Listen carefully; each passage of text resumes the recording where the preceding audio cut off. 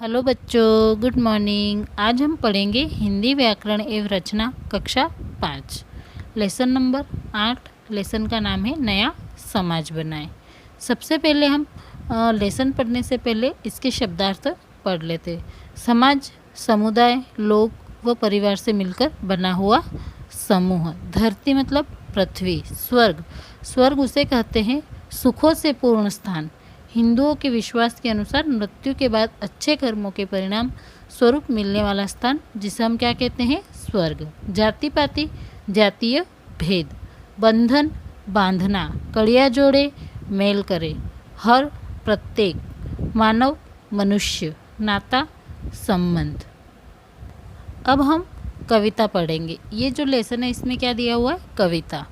आओ नया समाज बनाएं, इस धरती को स्वर्ग बनाए। मतलब आओ हम सब मिलकर एक नए समाज का निर्माण करते हैं और इस धरती को हम क्या बना देंगे? स्वर्ग से जैसा, मतलब बहुत ही सुंदर। और आओ नया समाज बनाए, आओ नया समाज बनाए। जाति पाति के बंधन तोड़े, हम जो जाति पाति के भेद हैं उन्हें तोड़कर अपनेपन की कड़ियाँ जोड़े। मतलब जो जाति पाति के बंधन बने हुए हैं उन्हें हम तोड़ दे और सब अपने हैं उस तरह से सब एक बंधन में बंध जाएं और उनको जोड़ ले, हम मेल कर ले। इस धरती के हर मानव का मानवता से नाता जोड़े। इस धरती पर जो मनुष्य है सभी क्या है? मनुष्य। और सभी का एक दूसरे से संबंध है, ऐसा सोचकर हम एक दूसरे से रिश्ता रखें, न कि जातीय भेद रखें।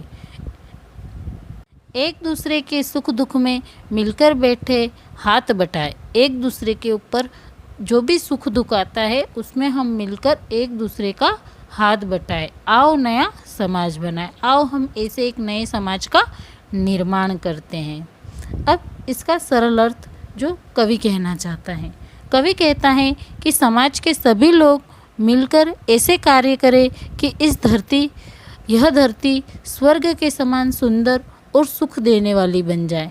आओ हम सब मिलकर ऐसे समाज का निर्माण करें। कवि कहता है कि हम सब जातीय भेद के बंधन को तोड़कर अपनेपन की जंजीर से सबको मजबूती से जोड़ दे। इस पृथ्वी पर प्रत्येक मनुष्य को मानवीय गुणों से भरपूर करे। हम सब मिलकर एक दूसरे के सुख दुख में मिलकर हाथ दे। आओ ऐसे नए समाज का निर्माण करें।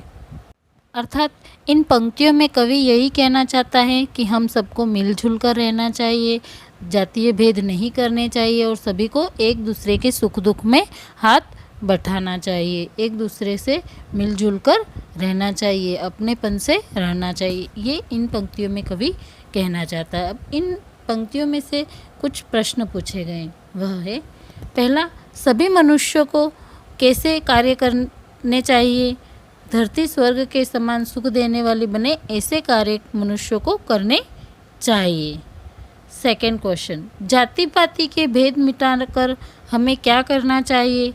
जातीय बंधनों को तोड़कर अपनेपन की भावना बढ़ानी चाहिए। तीसरा क्वेश्चन, मनुष्य में कौन से गुणों की आवश्यकता है?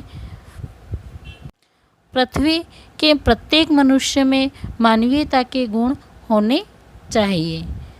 चौथा क्वेश्चन, उपयुक्त पद्यांश का उपयुक्त शीर्षक लिखिए। तो उपयुक्त पद्यांश का उपयुक्त शीर्षक यह है कि आओ नया समाज बनाएं।